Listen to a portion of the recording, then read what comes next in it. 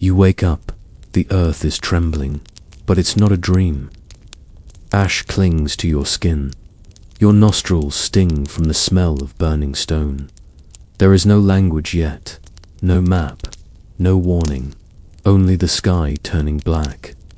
And the question that beats, louder than your heart, will you survive today? If you enjoy drifting into the oldest memories of humankind, leave a comment with where you're listening from. And if you want to walk further into the past with me, consider subscribing. Only if you truly wish to. You wake with the ground already trembling. It's not violent, not yet, just a gentle pulse, a heartbeat beneath the earth, a faint vibration in the dirt where your hand rests. You think, for a moment, that it might be a dream, but your fingers are coated in cool ash, and the bitter morning air scratches your throat. This is real. The trembling continues, subtle and strange-like. Something buried far beneath you is stirring in its sleep. Around you, the camp still slumbers. The embers from last night's fire glow faintly in their ring of blackened stones. One of the older men snores softly, half covered in a pelt of tree-cat hide. Beside you, your younger sibling curls into your side, small hands tucked under their chin. They don't feel the ground. Or maybe they do. But they've learned not to care. But you care. Because the birds are silent. You sit up slowly, careful not to wake the others.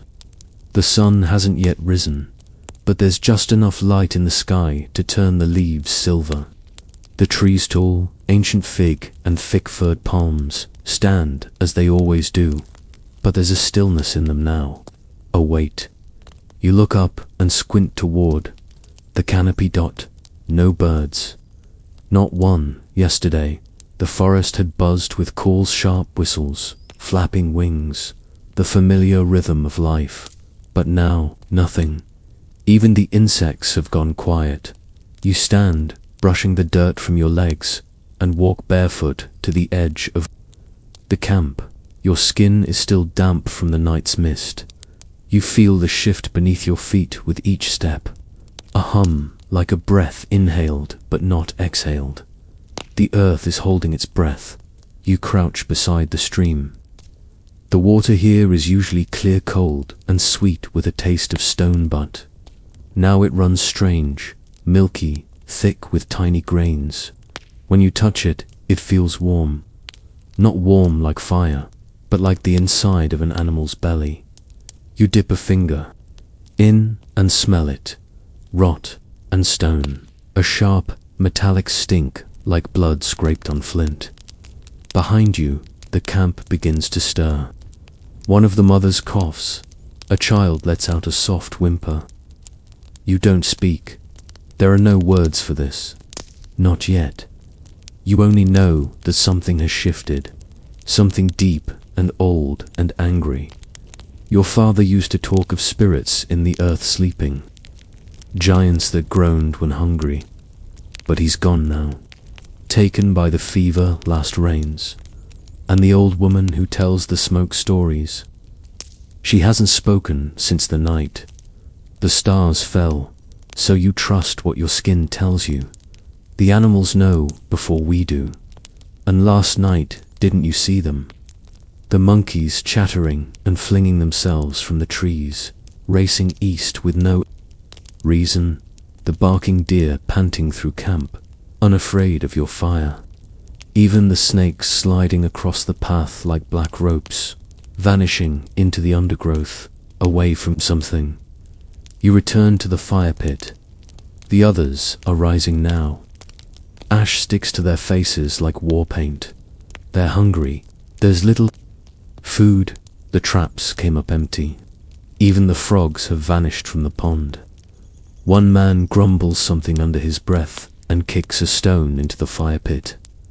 You want to say, we should go, but there are no true words for what you feel.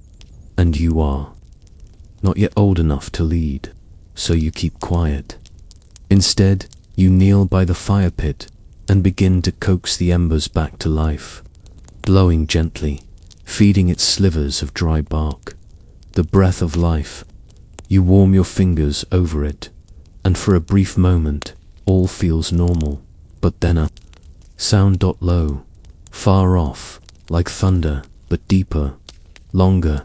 It rolls across the land like a beast's growl, stretching into your bones. Everyone stops. No one breathes. The children huddle close to their mothers. The men glance at one another with wide, dry eyes. It passes, then silence again. You spend the rest of the day gathering. There's little left. The forest seems hollow. You find a few cracked eggs in an abandoned nest.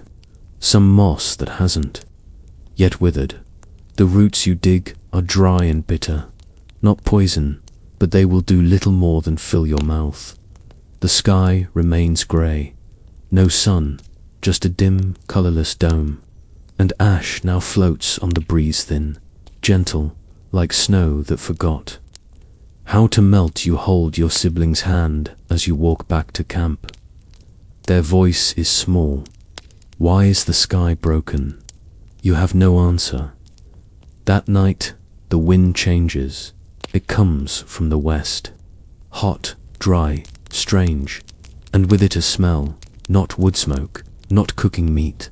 Something older, sulfur, burnt rock, the scent of the world unraveling. You lie awake beside your sibling. The others murmur in restless sleep.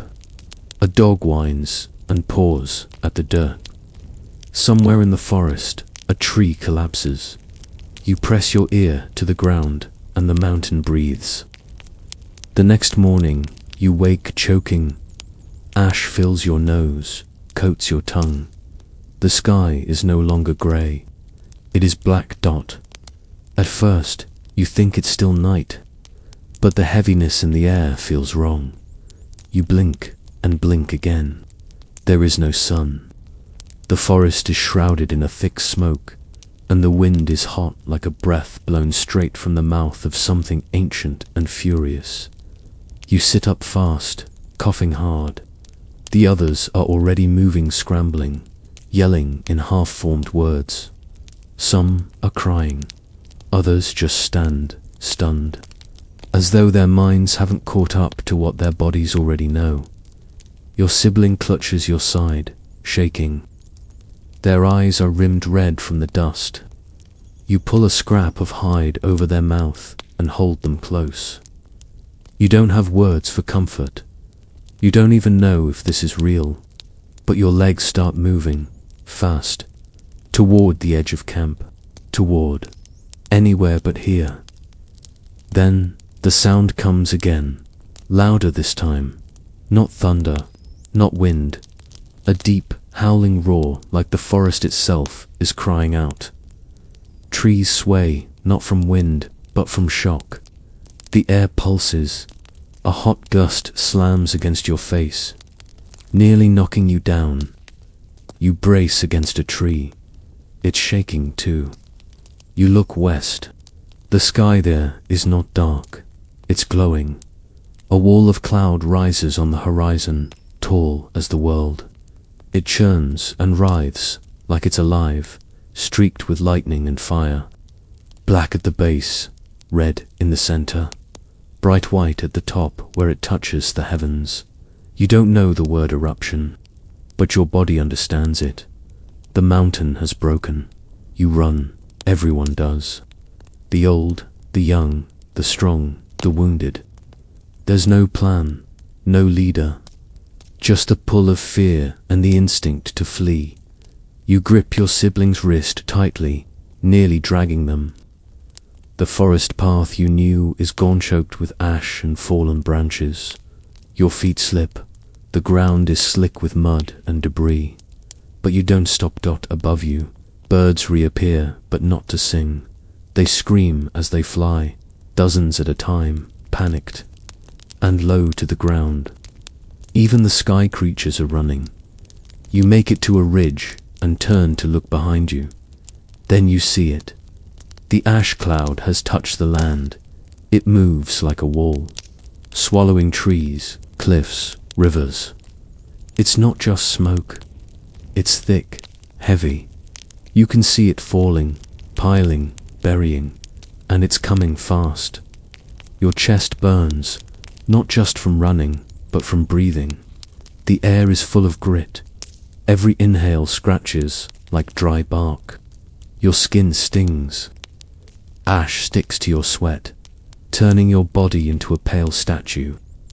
Your sibling coughs and stumbles. You lift them onto your back. They are light, too light.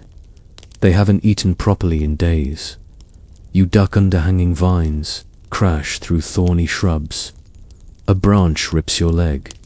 You ignore it, the sound of falling. Trees echoes behind you slow at first, then fast, as if a giant hand is sweeping through the jungle. You reach a narrow ravine. A small stream trickles below, half hidden by roots. You slide down the slope, cradling your sibling, and land hard. In the mud, it's cooler here. The trees above form a canopy. The ash is thinner. You crawl under a twisted fig tree, press your sibling against your chest, and wrap both of you in the torn hide. Breathe in, hold, hold, breathe out, slow. The world screams around you, but you stay still. Hours pass. You don't know how many time is strange now. There is no sun. The sky is black, but not with nights. Only ash dot. Eventually, the roar fades. It doesn't stop, but it becomes distant, like thunder walking away. The ground still trembles now and then. Small quakes, like aftershocks of something. Massive and impossible. You finally let yourself breathe deeply. You're alive. You check your sibling's pulse. Weak, but there. They've fallen into a dry, shallow sleep. You wipe their face with damp leaves, clearing some of the soot. Then you look around. The world has changed. The forest is unrecognizable. Leaves droop, heavy with ash. Branches are broken. The stream has turned black with floating dust. You look up and can't see the sky. Only a grey ceiling that drips strange. Rain thick, dark, bitter. You find a fallen palm, its trunk still warm from whatever passed overhead. With a broken stone blade, you strip the inner bark and chew it. It's dry, but edible. You share a piece with your sibling once they wake. Their voice is hoarse. Is this the end? You don't answer, because you don't know. But in the distance, a low call echoes an animal, maybe, or a human. You can't tell. It means something else survived, and if something else did, maybe you will too.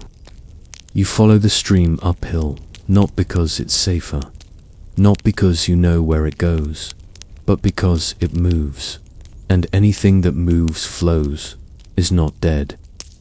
That's enough reason to follow. Your sibling walks behind you now, small hand clutching the edge of your hide. They no longer ask questions. Their breath is shallow. Their eyes are quiet. You feel the heat of their skin when they brush against you.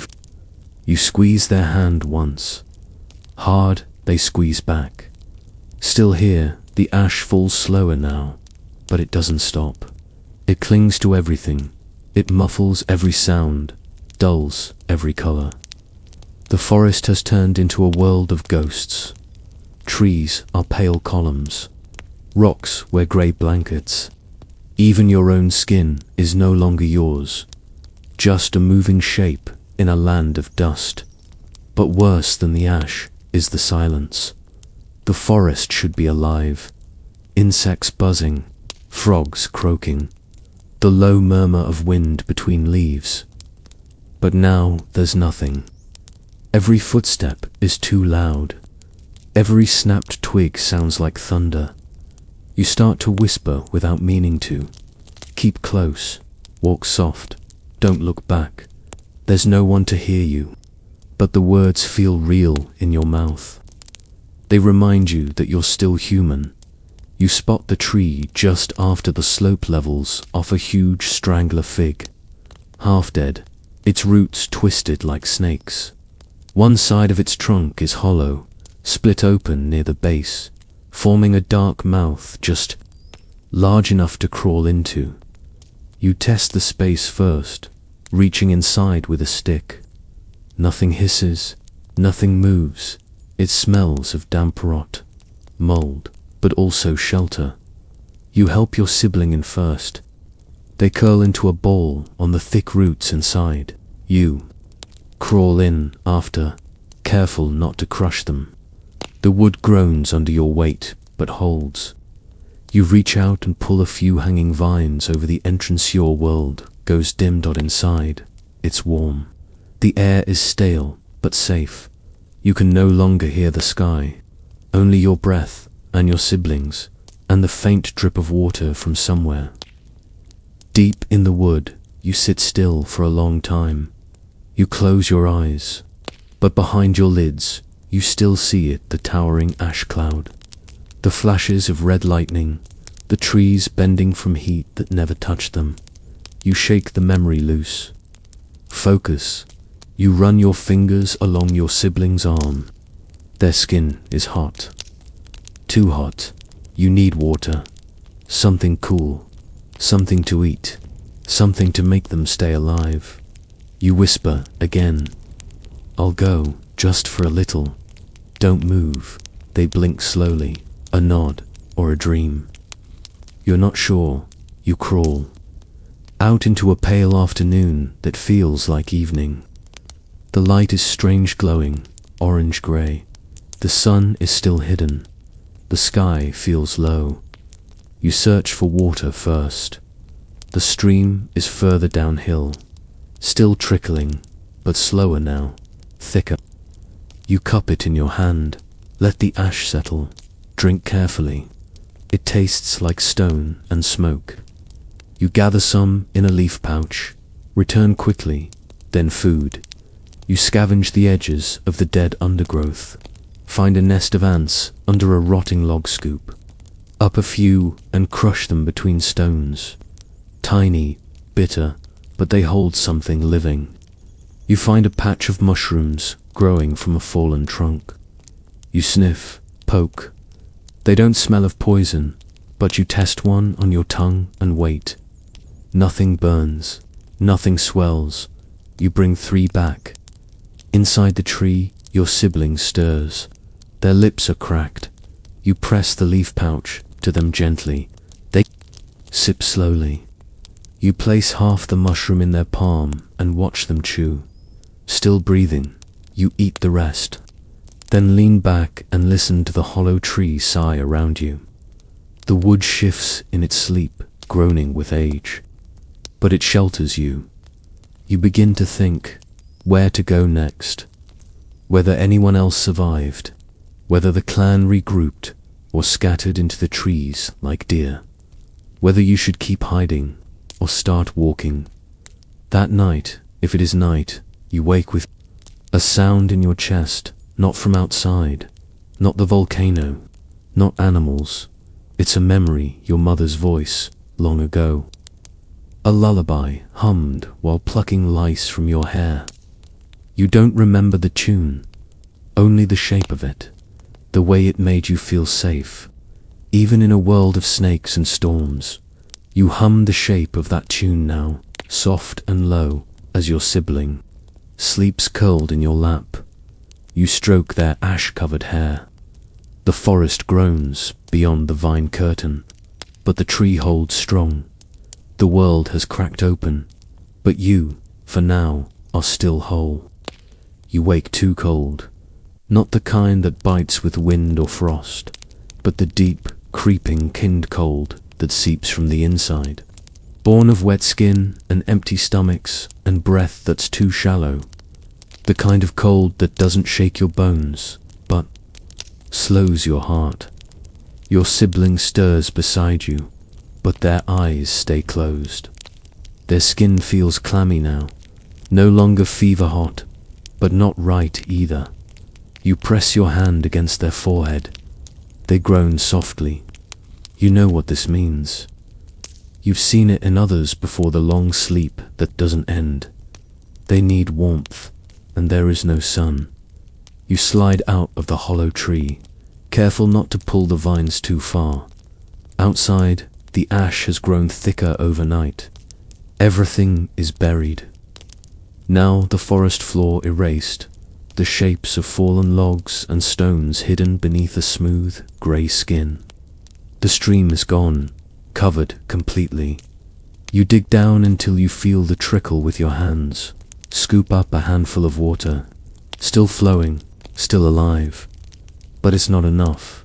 You need fire.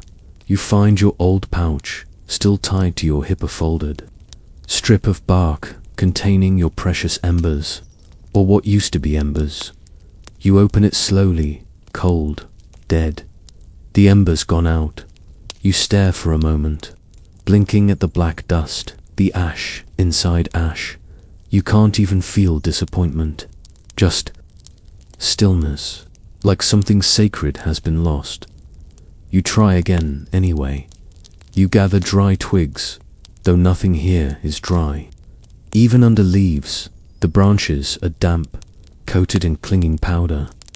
You find a few vines with less moisture and strip their fibers, twisting them into threads. You scrape the last sharp edge of your stone blade across a piece of bark, trying to create heat. A spark, even nothing. Nothing. You try again, and again. The bark is too wet. Your fingers tremble. Your eyes burn from the ash. You sit back, and your body sags, not in defeat, but in the understanding that warmth is no longer guaranteed.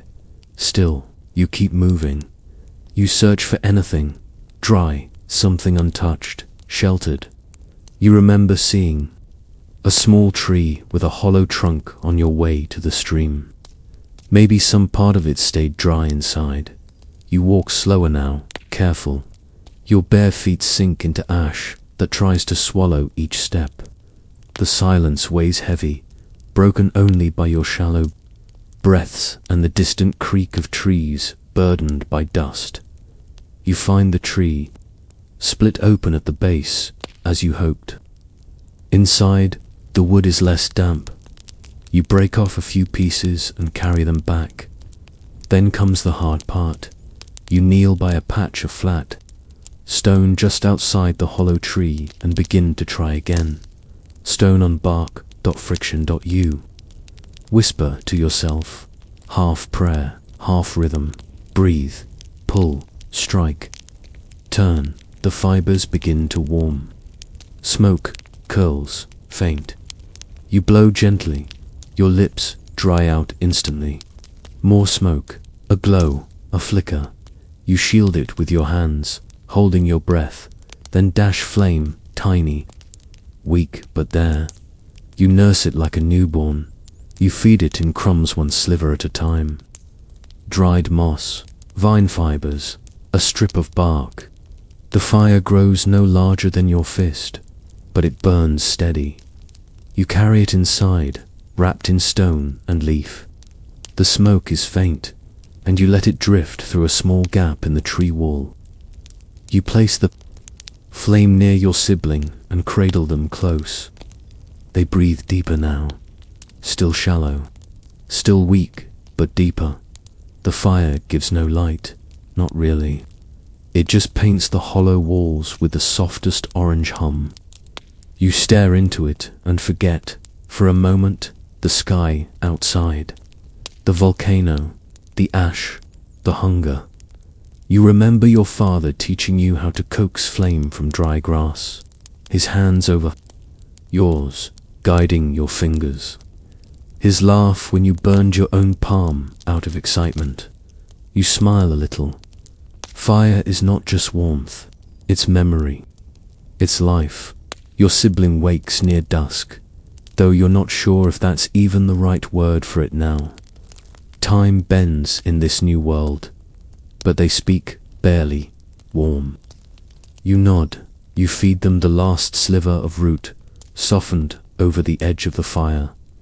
They eat, sleep again, You stay awake, listening to the ash that falls, like whispers to the fire that hums like breath, to the heartbeat of survival steady, stubborn, alive. Outside, the volcano groans again, distant but deep. You don't run this time. You've learned something now. The world might rage, might starve, might bury, but if you hold a spark long enough, it can survive. You can survive. The fire still smolders when you step outside. The air is thick, and the light is wrong again. Not black, not grace, something in between. Like the world is holding back dawn, but doesn't remember how ash covers everything. You almost forget what color the leaves used to be. Your sibling sleeps inside the hollow tree, chest rising and falling slowly. Their fever has broken for now, though their strength is brittle. You tuck them under a layer of hide, whisper something that might be a promise, and set out. You need more food, more water, but more than that, you need to know what happened to the others, your people scattered in the first ashfall, screaming, coughing, eyes wide with terror. You ran with your sibling, but the others you don't know. You take your spear, little more than a sharpened stick now, and move east. The trail is gone. What used to be a narrow path through the trees is now a corridor of crumbled bark and collapsing trunks, fallen branches littered away like bones. You walk carefully, your footprints sinking into ash that puffs and settles again behind you. The smell hits you before the sight does. Sweet, rotting, familiar. You crouch low ahead.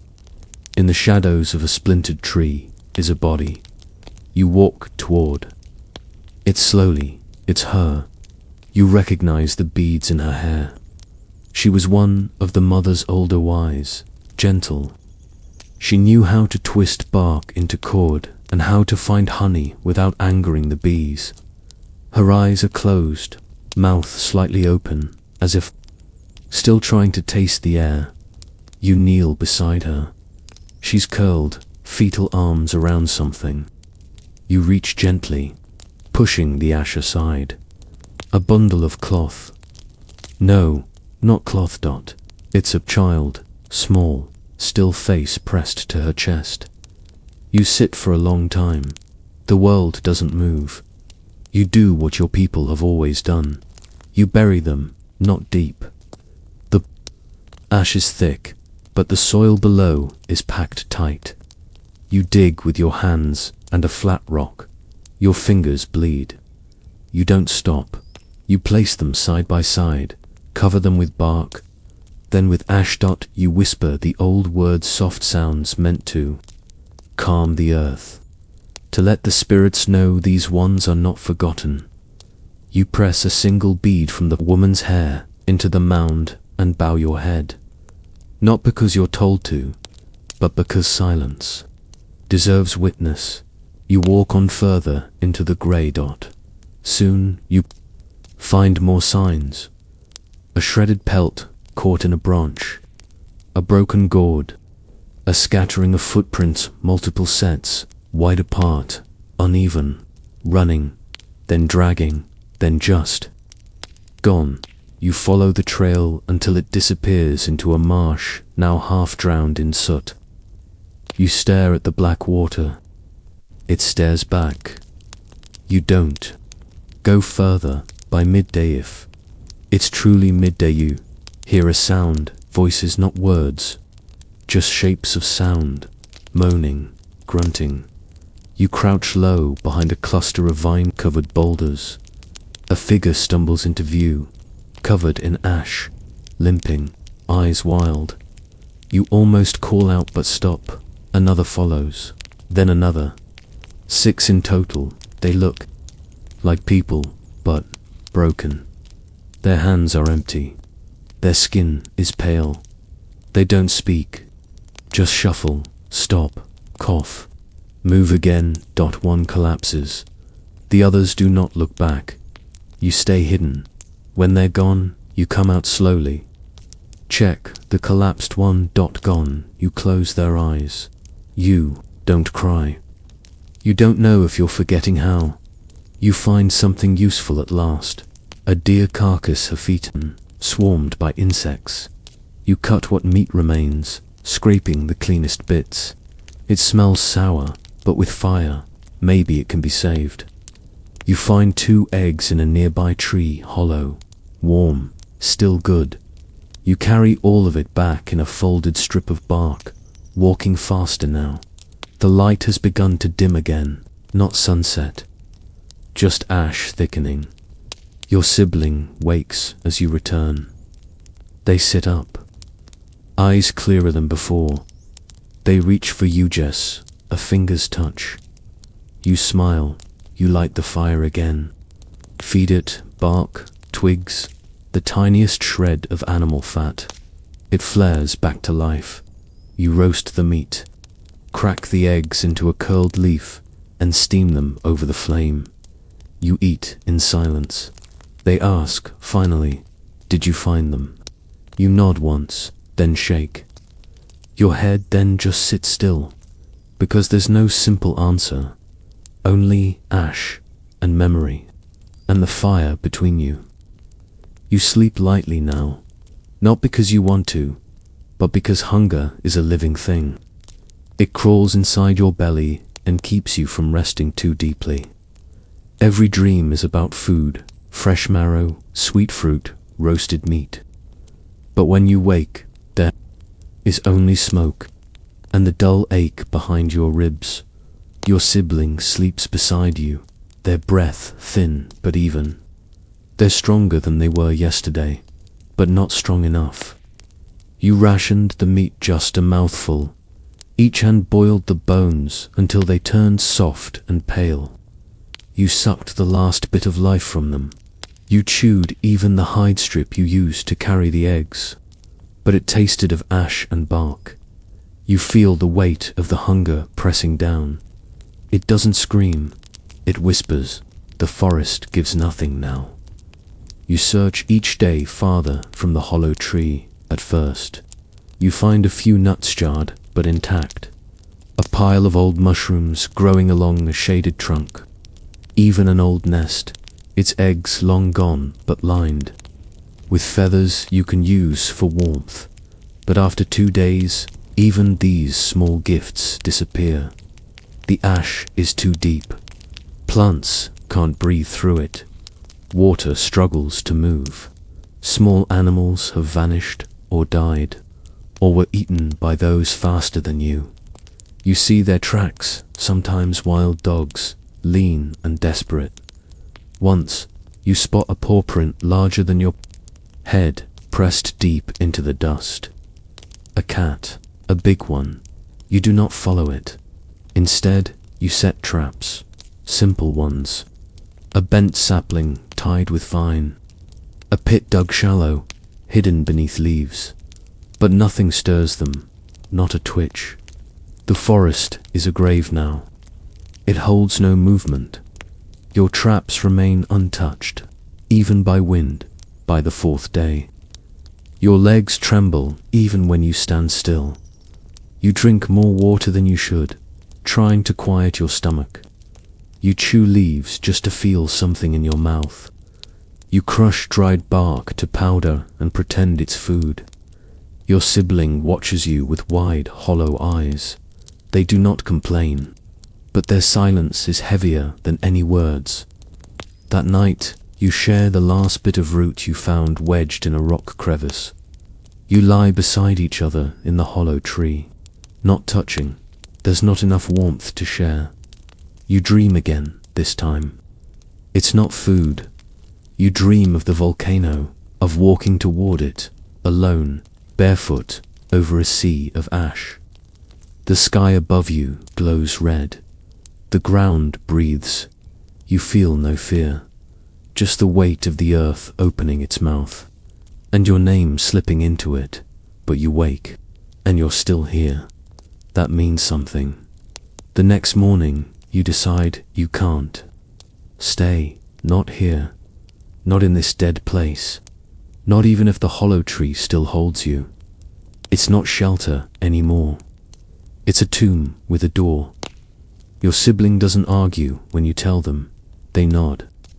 That's all. You pack what little you have: a shard of flint, your stone blade, a coil of vine, the last feather.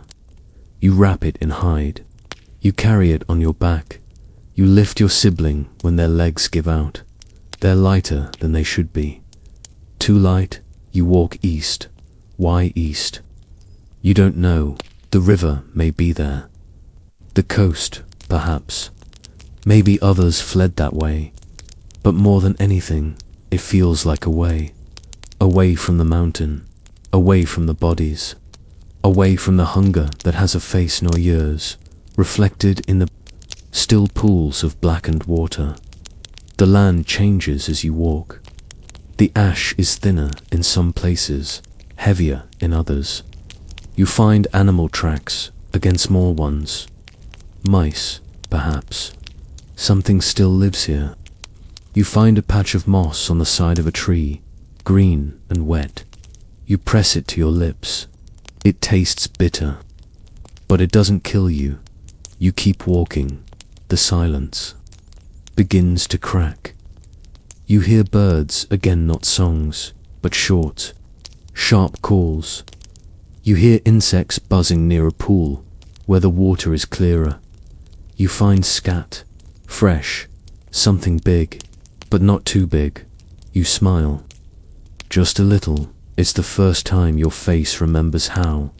You stop that night beneath a fallen tree, building a small fire with the driest scraps you can find.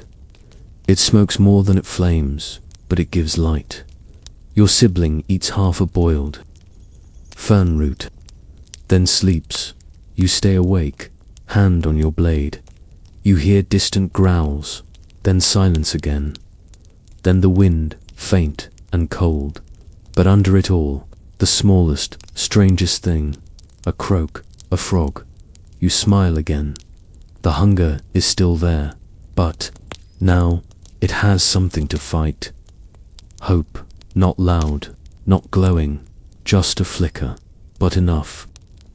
You follow the sound of water. It's faint, barely louder than the wind, but it's there.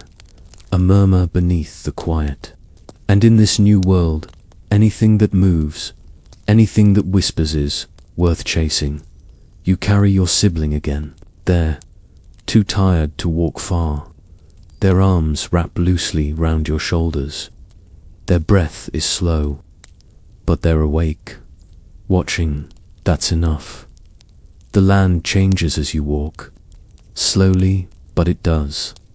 The ash thins, replaced by damp soil in patches, sticky and dark. Trees are still bare, stripped of color and fruit, but their trunks stand straighter. Here you see moss again, low vines, even tiny bugs that flit through the haze, and footprints, not yours, not your siblings, fresh, human, that you stop. There, shallow, just a few, pressed into soft mud near a bank. Bare feet, small like yours, headed southeast. You crouch to study them. A group, maybe 3 or 4. Walking, not running. Alive, you look at your sibling. They nod, you follow. The water grows louder, soon. It's not a whisper, it's a rush. You crest a low ridge and see it below. The river, wider than you remember, swollen with rain and melt. It winds between the trees like a silver snake, its back glistening in the strange, ash-tinted light. You feel your knees weaken, but you don't fall. You descend the slope slowly, carefully, until your feet touch the edge of the current. You kneel. The water is cold, clearer than the stream near your shelter. You scoop some into your hand, drink, then again. Your sibling kneels beside you and drinks too, eyes closed, as if in prayer. Neither of you speaks. This is the river your father once followed. He used to draw shapes in the dirt lines that curved like waves. He'd tap your chest with his finger and say, when lost, follow what moves. It always goes somewhere. You didn't understand then. You do now. You follow the river. The path is easier here. Firmer ground, fewer trees fallen. The ash is thinner. Near the banks, washed back by water's quiet strength. You spot birds overhead, dark silhouettes wheeling in the sky. Not many, but enough to remind you that this land still breathes. You find a dead fish caught in a tangle of reeds. Not fresh, but not spoiled. You gut it with your flint shard, wash it. Roast it over a smoky fire that sputters but holds. It tastes like mud and memory. You eat every bite. So does your sibling. You sleep that night under a low rock shelf, curled. Close, the river sings to itself nearby. It sounds like a lullaby. The next morning, the footprints return. More of them now, deeper, newer. You find bits of crushed bark, a broken stick with tool marks, a flake of bone, and then ashes from a campfire. Still warm, you crouch low and listen. No voices but nearby. The smell of smoke lingers in the air. You don't follow directly. Not yet. You circle wide. Stay hidden. You find more signs. A bent sapling. A pile of scraped tubers. Bark peeled from a tree in the spiral pattern. Your people use when softening root skin. You're close, but you wait, because you don't know yet if they will welcome you, or if fear has changed them. Later, you catch sight of them. Just a glimpse. 3 people, huddled near a fire, silent, thin faces streaked with soot. One holds a child, one sharpens a stone. They don't speak. They barely move. They look like ghosts, but they are alive. You watch from the trees. Your sibling watches too. They whisper, "Are they like us?" You don't answer, because you don't know. But you know this. You can't survive alone much longer. You back away quietly. You'll return tomorrow. Maybe with a sign. A small offering. A gesture. But for now, you walk downstream again. Find a safer place to rest. You roast another fish. You wrap your sibling's feet in dry leaves. You sleep close, with your flint in hand and the fire burning. Lo, the river flows beside you, endless and patient. You dream of nothing, only breath, only warmth, only tomorrow.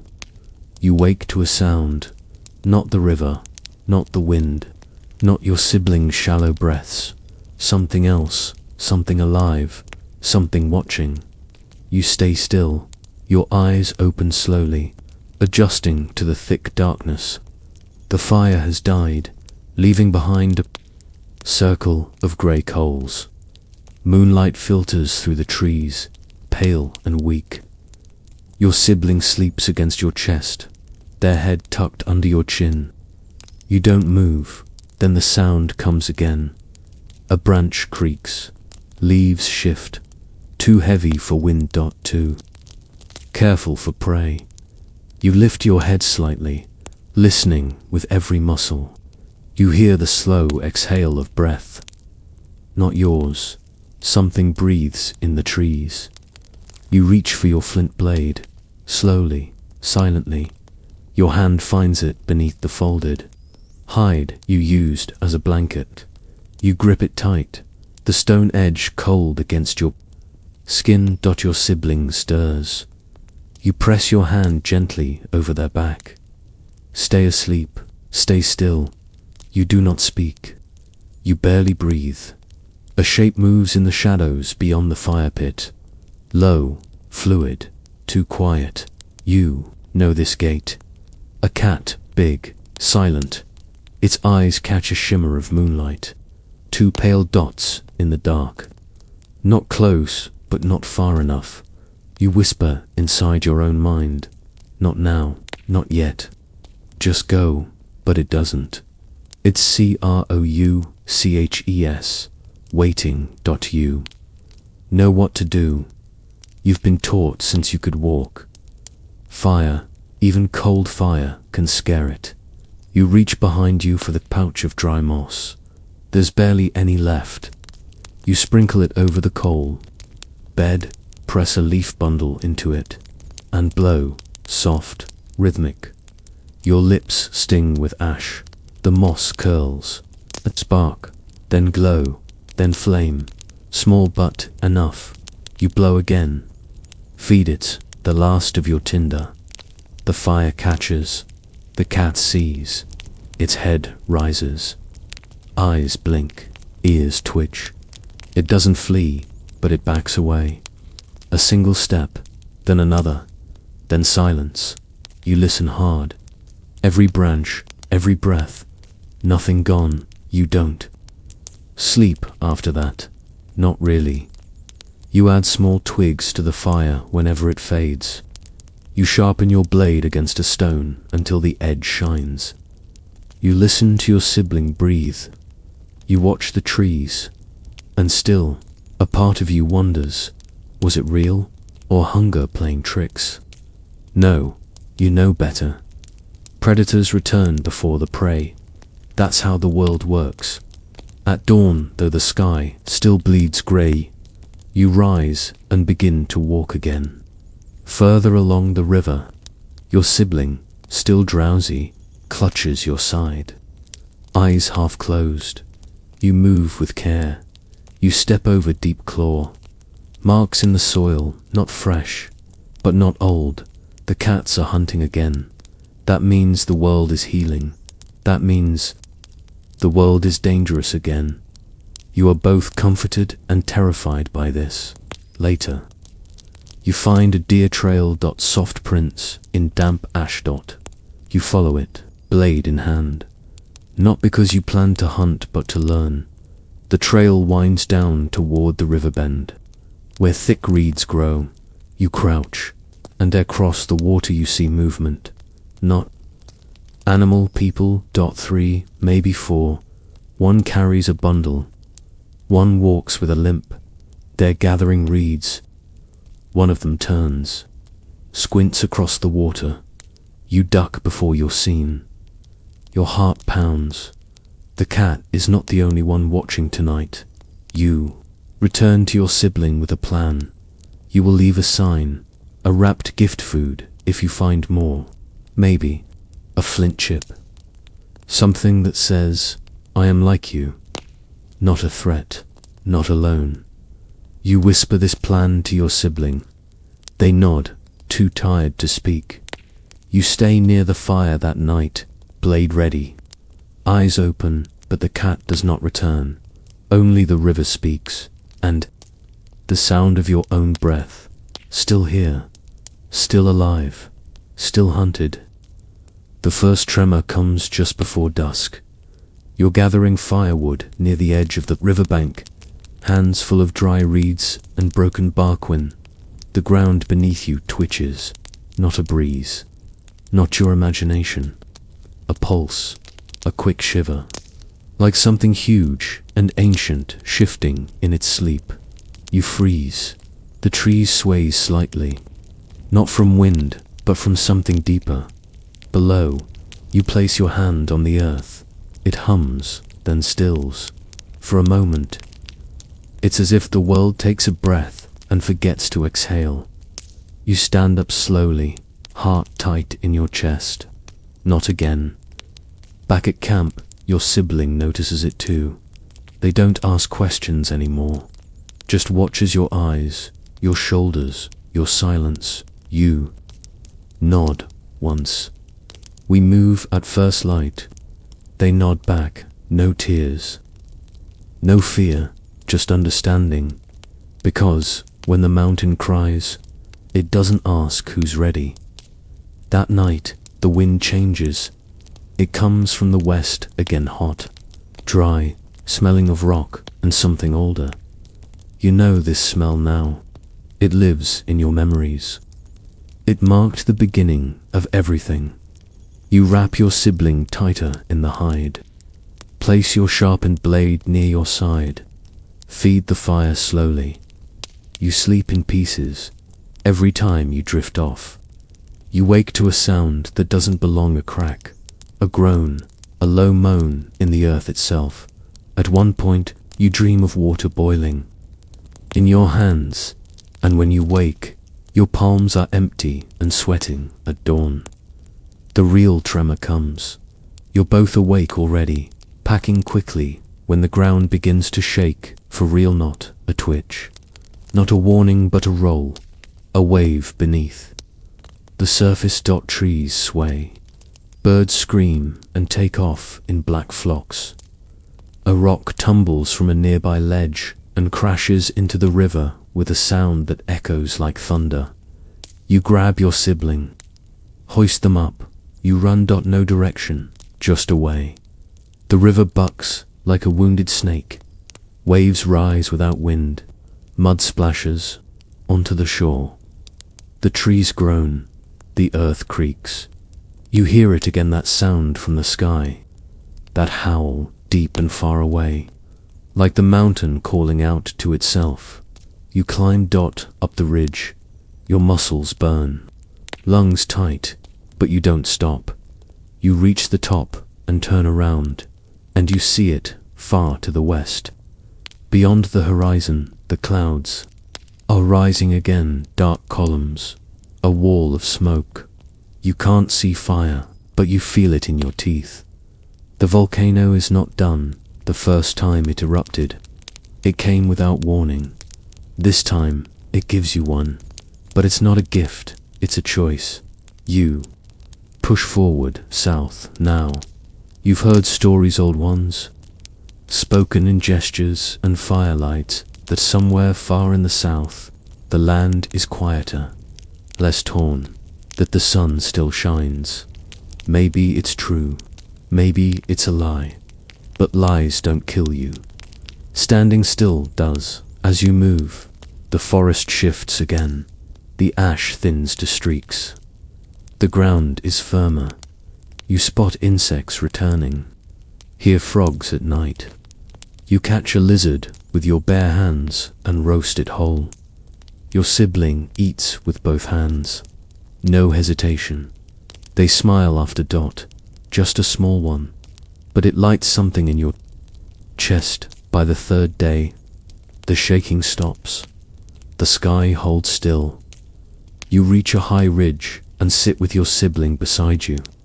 From here, you can see far across rivers, forests, and valleys still scarred with grey. But there's green too, the first patch you've seen in many days, alive, soft, new. That night, you sleep under a shallow rock cave. The fire crackles low. The stars, faint as they are, blink through the ash. Your sibling whispers, "Do you think there are more like us?" You stare into the dark. You think of the footprints, the campfire you watched from the trees, the figure who glanced your way and didn't shout or chase. You nod, yes, because the world didn't end. It screamed, it shattered, but it didn't end, not yet, and neither have you. You see their fire first. It flickers between trees at the base of a small hill, tucked beside a boulder and surrounded by saplings too young to fall in the ashfall. A ring of stones, dark with smoke, frames the flame. It's real, alive. You smell boiled roots, faintly sweet, and the musk of animal hides soaked in sweat. You crouch in the trees, just out of sight. Your sibling leans against your side, breathing slowly, not afraid, just waiting. The fire crackles again, and from the shadows around it movement, 3 of them. One stirs the pot. Their arms are thin but strong, wrapped in strips of fur. Another sharpens a long, curved piece of bone, slow and careful. The third rocks back and forth, holding something swaddled in hide-a-baby. You think no one speaks, The silence between them feels practiced, like it's been there for a long time, like they've learned that words don't grow food or stop. The sky from falling, you step forward, not boldly, just enough to be seen. A crunch of leaf underfoot. That's all it takes. 3 heads turn at once. The child's cry pierces the air thin, frightened. The woman holding it steps back. The bone knife is raised. The one at the pot grabs a stick. From the fire, embers trailing in the air. You raise your empty hand, palm out. You speak the first word you've said in days. Peace, not in a language, just in sound, in shape, in breath. They don't lower their weapons, but they don't strike. Your sibling steps. Beside you, small, barefoot, face streaked with soot. The one holding the child sees them and hesitates. Her shoulders drop a little. Her mouth softens. Then she makes a sound. A call, maybe. A permission. The boon knife lowers. They let you approach. You sit across the fire from them. The heat feels strange after so many cold nights. You offer a gift. Half a dried root wrapped in leaf. The last you had. You hold it out with both hands. They take it. Eyes never leaving yours. The one with the pot ladles a scoop of broth into a shell and passes it to you. You sip. It's bitter, thin, but warm. The woman passes you a strip of boiled bark. Your sibling eats it slowly. Watching them, still, no one speaks. But that doesn't matter. There's more in the air here than silence. There is survival. That night, you stay with them. No one tells you to. No one invites you. You just stay. They don't move your things. Don't push you away. They simply shift over. Make room by the fire. Your sibling curls beside you, skin against skin.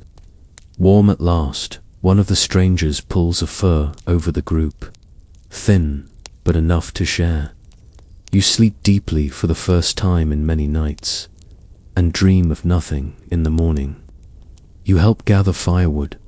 The one with the bone knife gestures toward the edge of the trees. You nod, the rhythm is understood. Your sibling stays with the others. The woman with the child sits near them, braiding a thin vine into a loop. When you return, your sibling is wearing it around their wrist. You say nothing. You smile once, then return to the work of living later. The one who cooks pulls something from a pouch, small bones, hollow and smooth. They place them in a circle. By the fire, you recognize the gesture. A memorial, the ones who didn't make it. You reach into your wrap and pull the bead you took from the old woman you buried. You place it beside the bones. No one stops you. The circle is made. Wider, this is not your clan. These are not your people, but they breathe like you.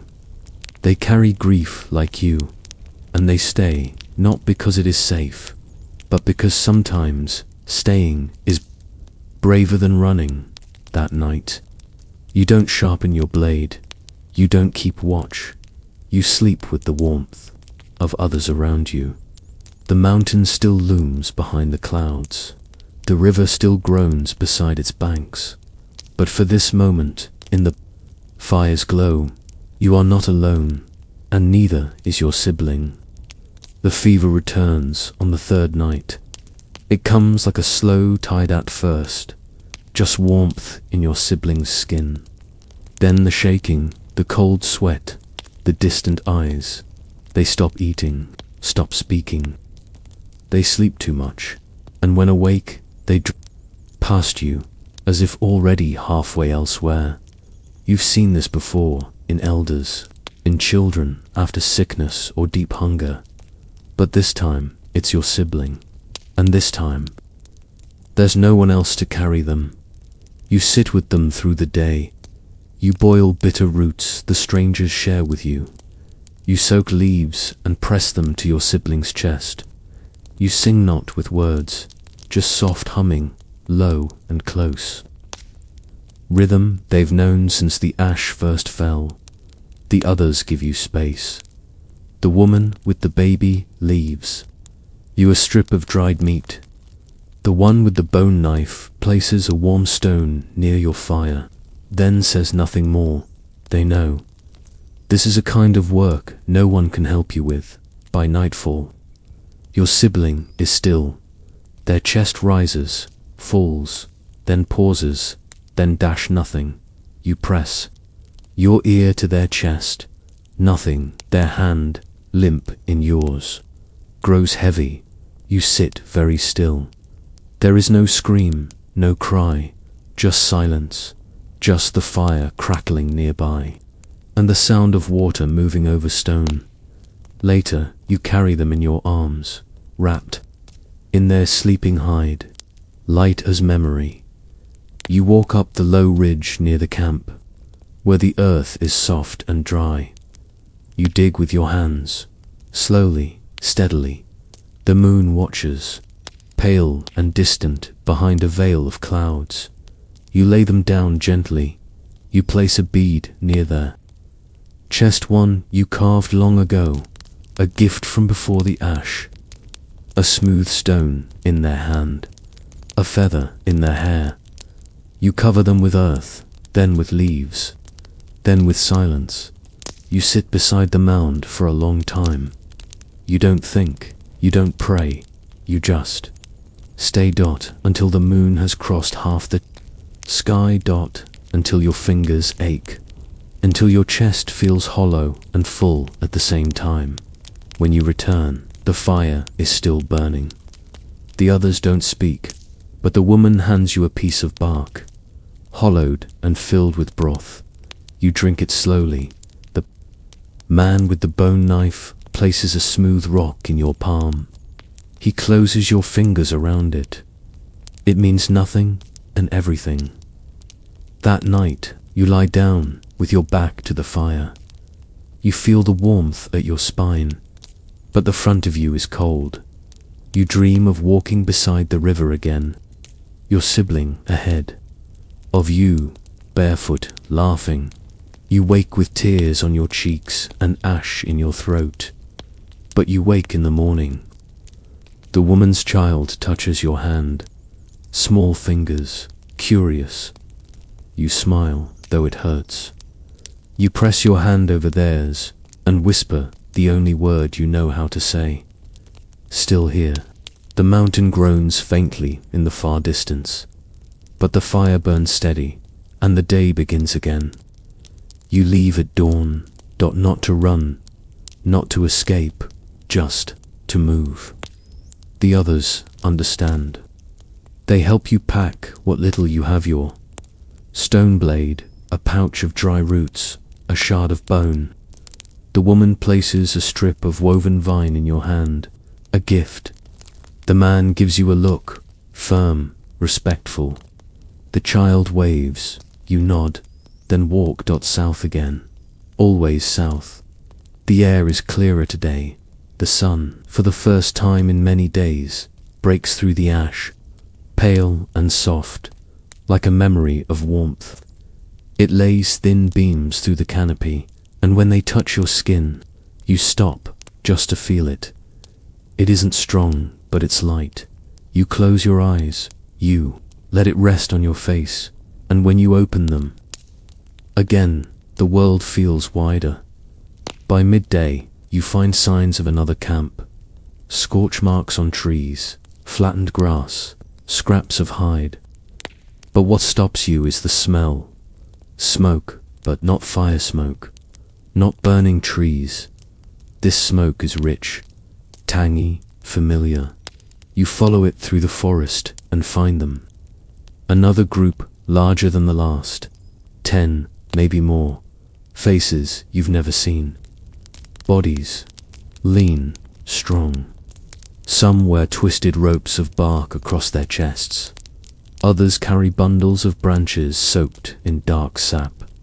They work without hurry, building, stirring, fires, tending to wounds. You stay at the edge of their clearing, just beyond sight, watching, listening. Their tools are different, their shelters are stronger. Woven branches covered in stretched hide. Smoke rises from a pit lined with clay. You smell meat, real meat, and laughter. Faint, but there, not loud. Not constant, but real. Laughter, you step forward. They see you. A woman lifts her head from a bundle of reeds. Two men stop carving wood and rise slowly. A child peeks out from behind a stack of stones. No one speaks at first, then one steps forward. Tall, wrinkled skin, a woven necklace of teeth around his neck. He raises a hand, palm open. You do the same. No words, just breath and recognition. They let you in. They give you food, cooked root, seasoned with ash and crushed leaves. A strip of dried fish. You eat slowly, carefully. The taste brings tears to your eyes. You don't explain where you came from. They don't ask. They make room. You sit by their fire. You listen. You learn. These people know fire in a different way. They don't just cook. With it, they shape it. They burn sap to make smoke that keeps insects away. They use heated stones to boil water inside folded leaves.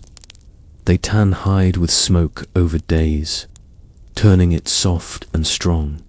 They are not your people, but they are people, and that's enough in the days that follow. You work with them. You help dig pits for cooking. You sharpen bones for carving. You learn.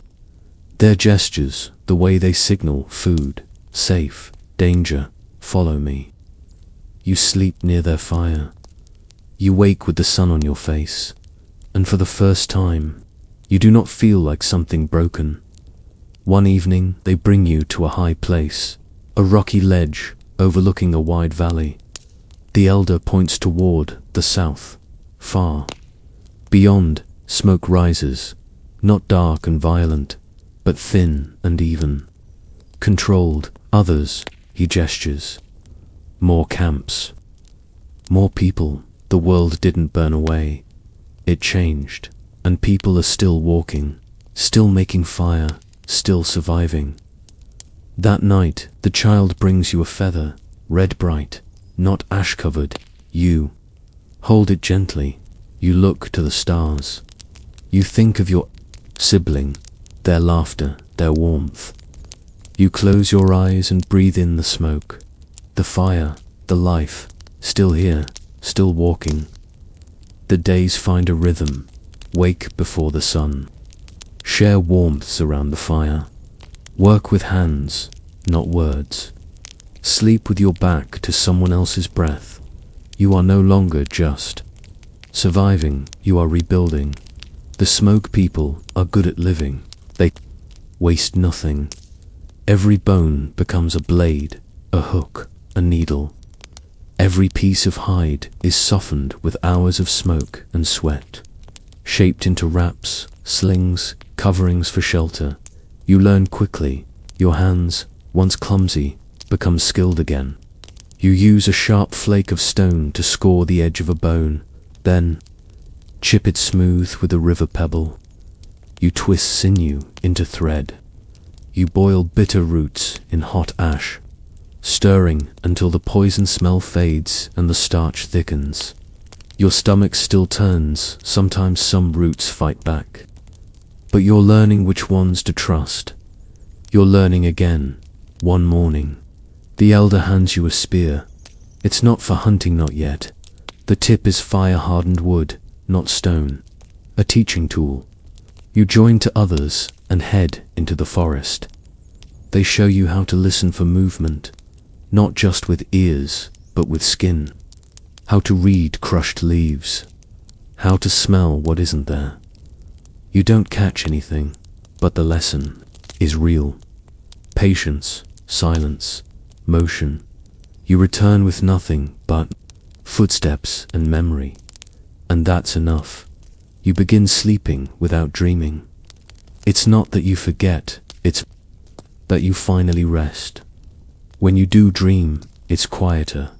Not ash, not screaming, just water and fire. And footsteps beside you that feel familiar. Even if no one is there, the others start speaking around you.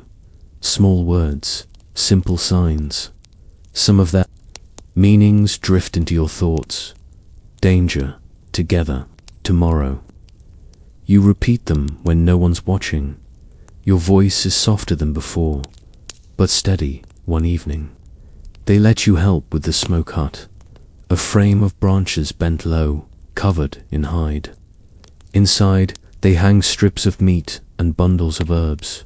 They light a small fire beneath stones. Let it burn low and slow. The smell is strong, acrid, but comforting. It's more than food, it's preservation, it means. They plan to stay. You help tie the hides tight. You hum without realizing. The child from before hears. Ewan hums back. You laugh once. Quietly others look, but they don't turn away. The elder gives you a new task, a carving. He places a leg bone in your lap, still fresh with marrow, a flake of stone, a thin reed. You watch him trace a pattern, marks like waves, lines like trees, circles like the sun. A memory in bone, he gestures, yours. You spend the night carving, not fast, not perfect, but honest. You etch a hollow tree, a fire, a face, 2 hands, one letting go, one holding on. When it's done, you place it beside the fire. The others gather. No words, but they pass it hand to hand. They nod, you feel seen. That night, you sit near the water with the elder.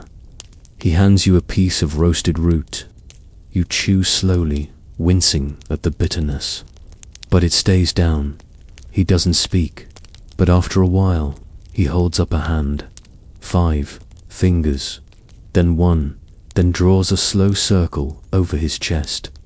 You don't know the word, but you know what it means. He lost someone too. You don't cry, but you breathe deeply as if your chest had been tight for weeks, and something just now loosened in the dark. Someone sings, not loud, not with words, just notes, rising, falling, like breath, like smoke. You close your eyes, you let it carry. You're not away, but deeper into this new place, this new life. Not the same, never the same, but still yours. The rains come, not with fury, but with rhythm, soft, endless rhythm. Drops that fall on leaves, on stone, on ash, that finally begins to wash away. The forest drinks, the river swells. New growth curls from blackened bark. Bright green against the grey. You touch it with 2 fingers, gently, as if it might vanish. It doesn't. It stays. It grows. You are not the only one. The elder calls for a scout party. The ash may be thinning, but the forest is not yet safe. Too many places remain unknown. Too many things lurk in the quiet edges of this world hunter's hunger. And what the volcano left behind. He chooses 3. You are one of them. The others, a tall woman with shoulders like stone, and a quiet boy who speaks only with his hands. You leave at dawn, southwest toward the old cliffs. You walk in silence, each footstep a choice, each sound carefully placed. Birds return to the canopy. Their calls are sharp, unfamiliar. You wonder if they too have changed, if the fire touched even their voices. The ground is uneven. Pockets of ash still hide beneath the soil. In places, steam still rises from cracked stone whispers. From the belly of the world, you cross fallen trees and rivers. choked with silt. You do not speak, but you begin to understand each other in motion. A look, a nod, a gesture. You are not alone by midday. You reach the cliffs, and you see it.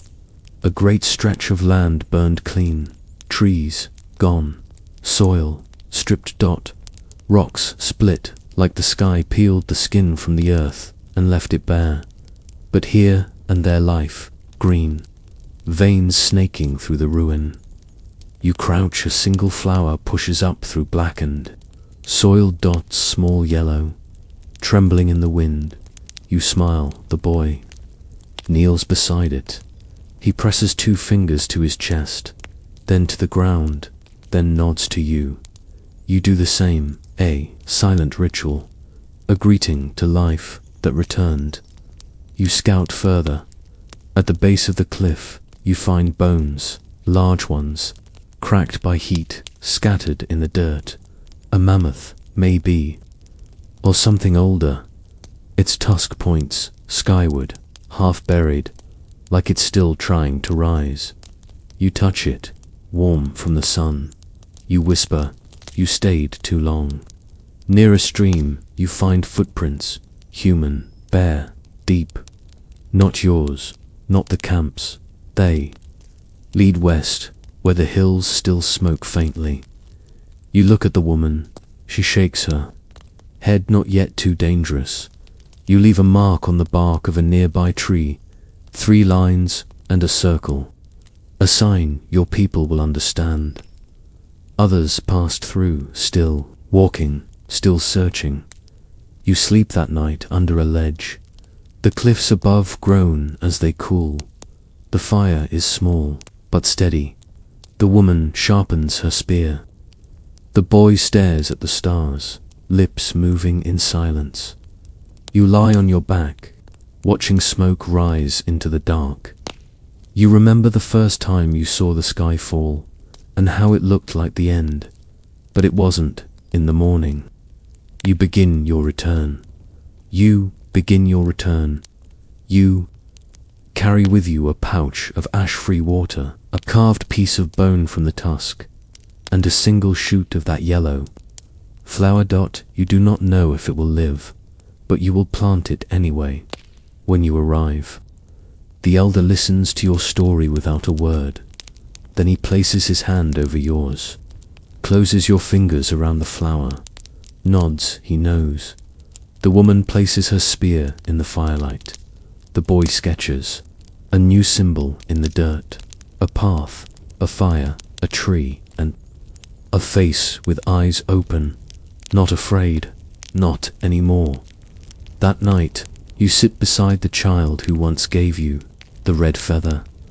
They rest their head on your shoulder. You hum a low tune, nothing in it but breath and promise. The rains ease, and the air settles into a soft, steady hush. You wake before dawn, not from fear, but from the gentle pull of morning. A thin mist drifts above the clearing, cool against your skin. Nearby, embers glow in the pit, the last of the night's fire breathing its slow, rust-red sighs. The camp still sleeps, small bodies bundled beneath smoked hides, quiet hearts beating in dreams that are finally their own again. You rise quietly, careful not to stir anyone, and step into the pale blue half-light. At the fire's edge, the elder waits, as if he has been expecting you. He nods once and hands you the flower you brought from the Black Valley, now rooted in a pouch of damp earth, its yellow head bowed with morning dew. You cradle it with 2 hands, tiny, fragile, alive. Today, the elder's eyes say, plant it where the ash cannot smother it again. You understand. You turn toward the ridge. The climb is gentle now. New grass needles through the old ash, bright and brave. Birdsong clear, uncertain flickers through the branches. You move past the smoke hut, past the drying racks where strips of meat sway in calm air. and follow the winding path up toward the high ground. Footprints accompany yours, the tall woman's broad steps, the quiet boy's light heel marks, the child's curious circles, signs of life pressed fresh into soil. Halfway up the slope, you pause at a pool fed by a spring that tastes of cold stone and iron. You kneel, sip once, and watch ripples widen until they fade. In their mirror, you see the sky cleaner than you remember, faint red lifting into gold. Beyond it rises the far silhouette of Toba's caldera wall, jagged and pale. The mountain no longer growls, not today. Its breath is slow, sleeping beneath. Cloud you walk on, at the ridge's crest, you find a small clearing of dark, loosened earth, your secret garden of one. You kneel, dig with your fingers until soil gives way, and set the flower's roots into the ground. It trembles in the breeze, a single fleck of color against the gray-brown world. You press the earth, firm, and whisper, "Stay." It is not a command, it is a wish. When you lift your head, sunlight spills across the valley like warm water, washing over the ruined forest, the river's bright coil, the distant haze where smoke people and strangers weave new shelters. For the first time you can see a thin green skin spreading across the scarred land, life knitting the world back together, stitch by patient stitch. Your lungs fill. The air tastes of wet leaves and slow fire. You stand, close your eyes, and let morning settle into your bones. Footsteps crunch behind you.